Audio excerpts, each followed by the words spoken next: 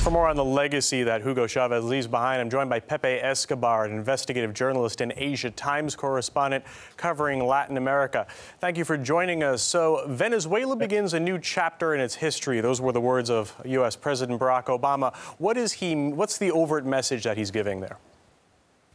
In fact, Obama's message was a bit ridiculous. You know, he said that we're going to stand united with the Venezuelan people.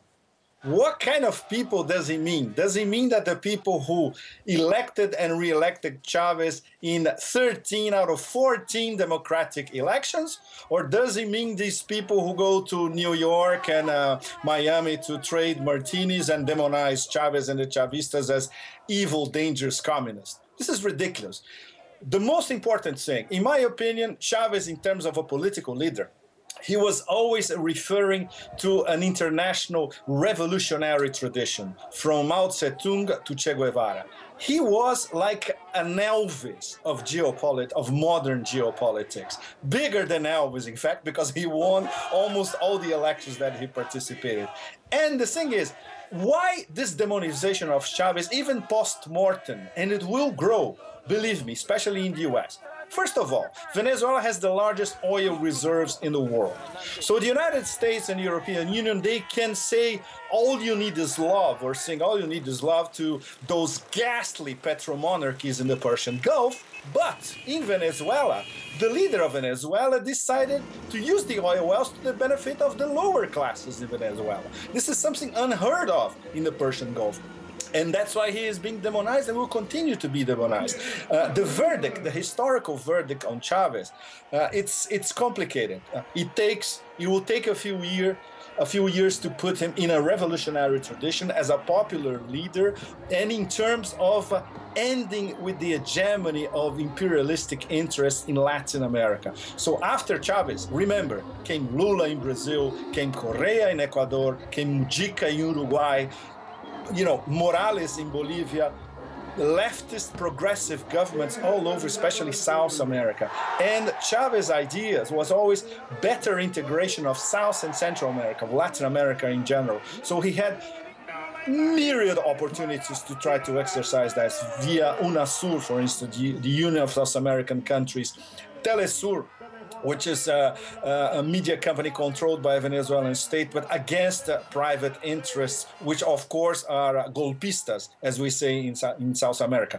Coming back to that coup in 2002, which was a faction of the military allied with very powerful I'm sorry, Pepe, I've got to cut in here. Supported by the US. I've got to come in here. What do you make of the accusations from Caracas, from Vice President Maduro in particular, about accusations of foul play in Chavez's death?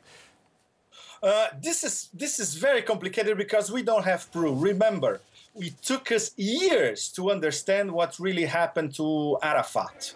That was in 2004. It took 6 years to discover that Arafat was poisoned by polonium in 2010. It could be the same thing with Chavez. It's possible. Don't forget, okay, this is not a conspiracy theory.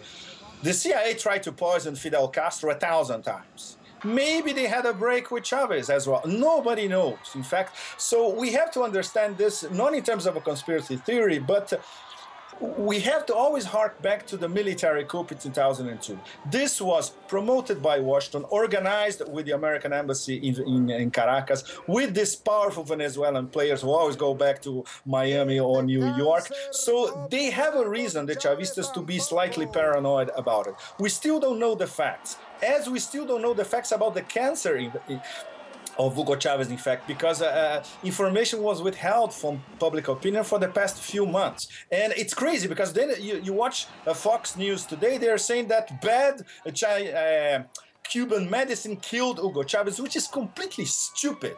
There are over 30,000 Cuban doctors helping poor people in Venezuela. This speaks for itself. Can you imagine if we had these doctors helping poor people in the US as well? What would Barack Obama say about that? All right, got to jump in. It was a neck-and-neck presidential race last year. What are the chances of Chavez's chosen successor, in this case Maduro, claiming power now? It's very easy. Maduro, he's not an articulator like Cabello, which is the president of the National Assembly. In fact, there wasn't a speculation that Cabello would be in power for the next 30 days before the next elections. No, it's going to be Maduro. He's going to run as vice president, and he's going to win. First of all, because the opposition, they prefer Miami, New York, just like the Venezuelan middle classes, like the other South American middle classes and upper middle classes, which abhor the fact that in Venezuela, in Ecuador, in Uruguay, in Argentina, in Brazil, there was an enormous redistribution of wealth these past 10 years or so. So he's going to win. The problem is, can he keep what we called the Bolivarian socialist revolution in Venezuela, which is a misnomer? It's not exactly a revolution. It's a more participative government. It's a more inclusive government, but it's not socialism at all. It has elements of neoliberalism as well. How this is going to be organized without this larger-than-life Elvis of geopolitics, which was Hugo Chavez. And expect a lot of disturbance inside Venezuela, because the disorganized opposition and some small faction of the military, they will be talking to Washington, Miami, New York on a daily basis. What about our next coup? You know. All right, we have to leave it there. Pepe Escobar, investigative journalist for the Asia Times. Thanks very much for joining us. Thank you. Stephen Zunis, a professor of politics and international studies at the University of San Francisco, thinks Chavez's presidency was significant in Venezuela's history, and it may take a lot to undermine the authority of the government that he leaves behind. Who emerges at the top, could depend on a number of internal factors, but I think the main thing is that Venezuelan politics has been changed forever. While Venezuela, to its credit, was one of the more democratic countries in Latin America during a time when much of the hemisphere was under right-wing military dictatorships, it was very much a plutocracy where elites dominated the two major political parties. There was incredible inequality and immense poverty despite the enormous oil wealth. And Chavez, to his credit, despite some semi-authoritarian excesses, was able to empower the population, empower the poor majority, who are not going to go back to the old ways. And so whoever emerges to lead Venezuela in the coming years and decades is going to be a very, very different country that they'll be governing, thanks to Hugo Chavez. We heard from author and historian Gerald Horne, who thinks Washington may try to take advantage from Chavez's death. There's a joke in the Western Hemisphere that goes like this. Why has the government in the United States been so stable opposed to governments in Latin America? The answer, there's no U.S. embassy in Washington, D.C. Relations with Washington have never been good with Venezuela during the Chavez regime.